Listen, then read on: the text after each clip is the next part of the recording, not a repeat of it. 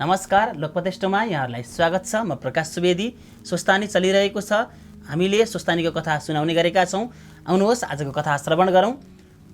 ओम श्री गणेशाय नमः, श्री सरस्वत्यै नमः, श्री स्वस्थानी परमेश्वर्यै नमः। तपाईहरूले चन्दन अक्षता फूल लिएर स्वस्थानी माताको प्रार्थना गर्नुहोला। ओम यम ब्रह्मा वरुणेन्द्र रुद्रमरुतः स्तुन्वन्ति दिव्यैस्तवैर् वेदै साङ्गपदक्रमोपनिषदैर् गायन्ति यं सामगाः ध्यानावस्थित तद्गतेन मनसा पश्यन्ति यं योगिनो यस्यान्तं न विदुसुरासुरगणा देवाय तस्मै नमः। श्रीमच्चन्दनचर्चितोज्ज्वलवपुः शुक्लाम्बरा मल्लिका मालालङ्कृतकुण्डला प्रविलसन् मुक्तावली शोभिता सर्वज्ञाननिदानपुस्तकधरा रुद्राक्षमालाधरा वाग्देवी वदनाम्बुजे वसतु मे त्रैलोक्यमाता चिरं मुखं करोति वाचालं पङ्गुं लङ्घयते गिरिं यत्कृपातमहं वन्दे परमानन्दमाधवं। नमो भगवते तस्मै व्यासाय मिततेजसे यस्य प्रसादात् वक्ष्यामि नारायणकथामिमां। नारायणं नमस्कृत्य नरं चैव नरोत्तमं देवीं सरस्वतीं व्यासं ततो जयमुदीरयेत्। अघि लिएको चन्दन अक्षता फूललाई स्वस्थानीको पुस्तकमा राखेर ढोकिदिनु होला। अथ अष्टादशोऽध्यायः। कुमारजी आज्ञा गर्नुहुन्छ, हे अगस्त्य मुनि, तिमी एक चित्त भई सुन। त्यहाँ उपरान्त उता श्री महादेव विष्णुलाई विदा भई जालन्धरसँग युद्ध गर्न जानुभयो। श्री महादेव र जालन्धरको घोर सङ्ग्राम भयो। वृन्दाको पतिव्रता धर्म विष्णुले हरिसकेका हुनाले बलहीन भई श्री महादेवसित युद्ध गर्न नसकी जालन्धर आकाशमा गई माया युद्ध गर्न लाग्यो। तब महादेवले पनि आकाशमा गई माया युद्ध गर्नुभयो। युद्ध गर्दा जालन्धरको बल हिँड्दै गयो। त्यो देखि श्री महादेवले अब त वृन्दाको सत्य विष्णुले डगाइसकेछन् भन्ने थाहा पाए आफ्ना हातमा रहेको त्रिशूलले तीन आँखाबाट आगाको ज्वाला निकाली महाक्रोध भई त्रिशूलले जालन्धरका छातीमा रोप्नुभयो। श्री महादेवको त्रिशूलको वेदनाले जालन्धर मरी अन्तपुरका चोकका बिचमा ठुलो आवाज गरी गिर्यो। त्यो जालन्धर खसेको आवाज वृन्दाले सुनिरहेकी थिइन्। के को आवाज आयो भनी हेर्न जाँदा आफ्ना स्वामी जालन्धरको मरेको देह देखिन् र अनेक तरहसँग विलाप गर्न लागिन्। हे स्वामी, यस्तो अवस्था मलाई एक्लै छोडी तपाईँ कहाँ जानुभयो? पापिष्ट विष्णुले छल कपट गर्दा तपाईँको यो अवस्था भयो। हे नाथ, तपाईँ जहाँ जानुभयो त्यहाँ म पनि जान्छु भनी केश फिजाई विष्णुको मुख हेरी भन्न लागिन्, हे पापिष्ट विष्णु, तिमीले छल गरी मेरो पतिव्रता धर्म नष्ट गराइदिँदा आज मेरा स्वामीको यो अवस्था भयो। अब तिमीलाई श्राप दिन्छु। झार हुनु परोस्, घाँस हुनु परोस्, कल्पवृक्ष भइरहनु परोस्, ढुङ्गा भइरहनु परोस्, यति चार थोक तिमीलाई श्राप दिएँ भनी विष्णुलाई श्राप दिई जालन्धरसँग सती गई। वृन्दाले पनि त्यही प्राण छाडिन्। हे अगस्त्य मुनि, पतिव्रताले श्राप गरेको हुनाले त्यो श्राप विष्णुलाई लाग्यो।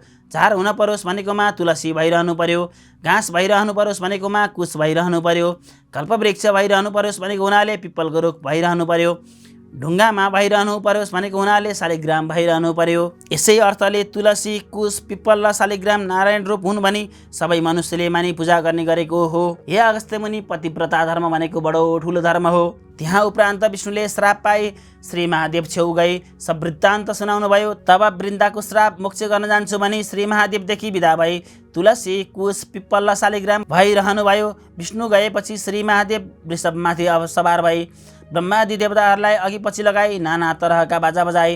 अप्सराहरूले नाची, गन्धर्वले गाई, पुष्पवृष्टि गर्दै ठुलो उत्साह गरी कैलाशमा प्रवेश गरी प्रमथगण समेत भई शिवशक्ति स्वरूप भइरहनु भयो। सकल देवता श्री महादेवदेखि विदा लिई आफ्ना आफ्ना आश्रममा आफ्ना आफ्ना काम गरी परम आनन्दले रहे। यति स्वर्गका कुरा बताए। हे अगस्त्य मुनि, अब पातालका कुरा बताउँछु। तिमी एकाग्र चित्त भई सुन। अश्वस्थामा ऋषि पार्वतीका आज्ञाले सप्त पातालको मूल रसातल पातालमा पुगे। कस्तो पाताल भने सूर्यका तेज जस्तो जाज्वल्यमान तेज भएका नाना रत्नले जडाउ गरी बनाइएको सुवर्णपुरमा असंख्य सम्पत्ति भएका शेषनाग, तक्षकनाग, वासुकीनाग, कर्कोटकनाग, पद्मनाग, शङ्खनाग, कुली, रगनाग, वरुणनाग र अन्य नागहरू बसेका नागिनीहरू हिरा, मोती, माणिक इत्यादि गहना अलङ्कार र वस्त्र पहिरी उभन्दा ऊ राम्री भई बसेका यस्तो पुरमा पुगी शेषनागको घरमा गए।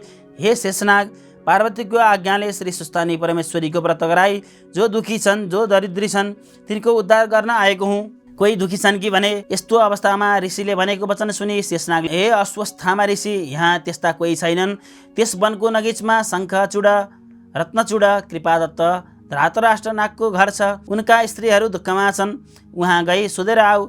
यति शेषनागले भनेपछि अश्वत्थामा ऋषि नागिनीहरू छेउ गएर शङ्खचूडा नामकी स्त्री हिरावती, रत्नचूडा नामकी स्त्री रत्नावती, कृपादत्त नामकी स्त्री मृगावती यति स्त्री पुरुष अन्यान्य प्रीतिले रहँदा पनि दुःख पाई घरमा बस्न नसकी भ्रष्ट भई शङ्खचूडा, रत्नचूडा, कृपादन्त, धार्तराष्ट्र नागहरू परदेश गए। नागिनीहरू दुखी हुँदा पनि महासत्यवादी र धार्मिक थिए। नागहरू परदेश गएपछि नागिनीहरूले अब के गरौँ, कता जाउँ भनी चारै ओटीले मत्तो गरी घर छाडी वनमा बसी दुःख गरिरहे। 12 वर्ष बित्यो तैपनि नागहरूले नागिनीको खबर पाउन सकेनन्। नागिनीहरूले पनि नागको खबर पाउन सकेनन्। अश्वत्थामा ऋषिले त्यस्ता दुःखका समुद्रमा डबेका नागिनीहरूलाई खोजी हकार्दै गए। नागिनीहरूले सो सुनि को हकार छ भने गुफादेखि निस्किए रे। अश्वत्थामा ऋषिलाई देखि भन्छन्, हे अश्वत्थामा ऋषि, आज हाम्रा घरमा के कामले आउनुभयो भनी सोधे। अश्वत्थामा ऋषि भन्छन्, हे नागिनी हो, पार्वतीको आज्ञाले श्री सुस्तानी परमेश्वरीको व्रत गराई। जो दुखी छन्, जो दरिद्री छन्, जसका पुरुष छैनन्, जसका स्त्री छैनन्, तिनको उद्धार गर्न भनी आएको हुँ। यति अश्वत्थामाले भनेको वचन सुनि नागिनीहरूले मनमा आनन्दित भई, हे ऋषीश्वर, हामी दुखी पनि छौँ, दरिद्री पनि छौँ, पापी पनि छौँ, सन्तति पनि छैनन्, पुरुष पनि छैनन्, यो व्रत गराउनु हवस्। नागहरू रुष्ट भई परदेश गएका छन्, आफूहरूले दुःख पाएका छौँ। यति वृत्तान्त बताई अश्वत्थामालाई आधार गरी आसनमा बसाले। यति ती नागिनीहरूका कुरा सुनि अश्वत्थामा ऋषि भन्दछन्, हे नागिनी हो, एक चित्त भई सुन।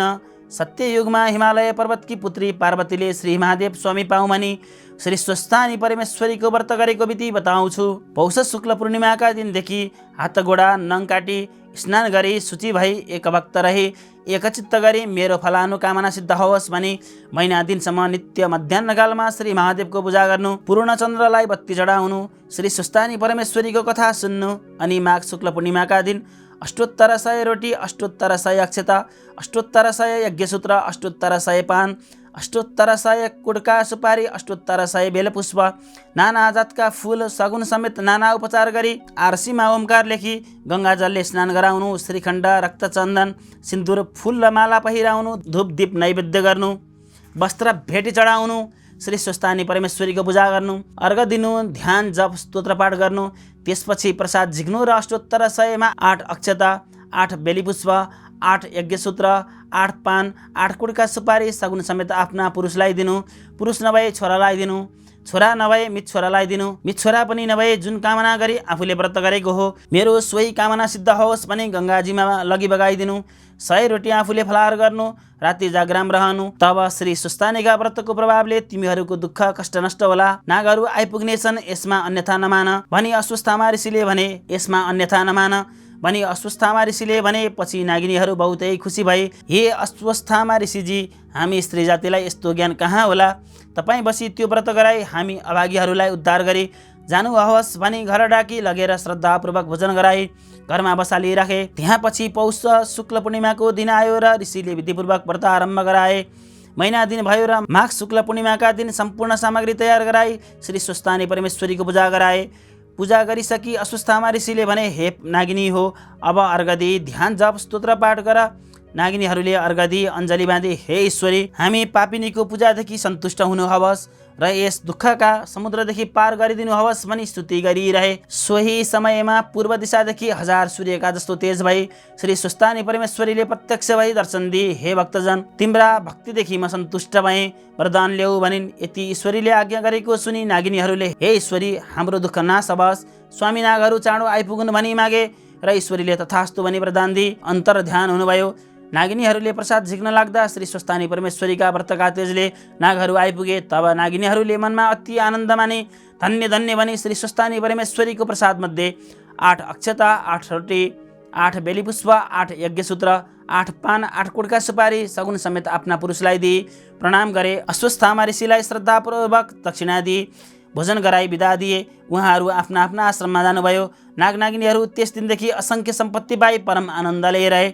इति श्री स्कन्दपुराणे केदारखण्डे माघमाहात्म्ये कुमार अगस्त्य संवादे श्री स्वस्थानी परमेश्वर्या व्रतकथायां नागिनी श्री स्वस्थानी व्रतकृतं नाम 18 कथा श्रवण गरिसकेपछि फूल अक्षता चन्दन लिएर स्वस्थानी माताको प्रार्थना गर्नुहोला। ओम उपनयतु मङ्गलं वः सकल जगन्मङ्गलालय श्रीमान दिनकर किरण निबोधित नवनलीन दल निवेक्षण कृष्ण काले वर्षतु परजन्यः पृथिवी सस्यशालिनी देशोन्नयं क्षोभरहितो ब्राह्मणः सन्तु निर्भयः अपुत्रा पुत्रिणः सन्तु पुत्रिणः सन्तु पौत्रिणः निर्धना सदना सन्तु जीवन्तु शरदां शतं तत्रैव गङ्गा यमुना च तत्र गोदावरी सिन्धु सरस्वती च तीर्थानि सर्वाणि वसन्ति तत्र यत्राच्युतोदारकथा प्रसङ्गः या कुन्देन्दु तुषारहारधवला या शुभ्रवस्त्रावृता या वीणावरदण्डमण्डितकरा या श्वेतपद्मासना या ब्रह्माच्युतशङ्करः प्रभृतिभिर्देवैः सदा वन्दिता सा मां पातु सरस्वती भगवती निःशेषजाड्यापः कायेन वाचा मनसेन्द्रियैर्वा बुद्ध्यात्मना वा प्रकृतेः स्वभावात् करोमि यद्यत् सकलं परस्मै नारायणायेति समर्पयेतत् यति भने पुष्पाञ्जली अघि लिएको पुष्पाञ्जलीलाई स्वस्थानीको पुस्तकमा राखेर ठोक गर्नुहोला। जय स्वस्थानी माता।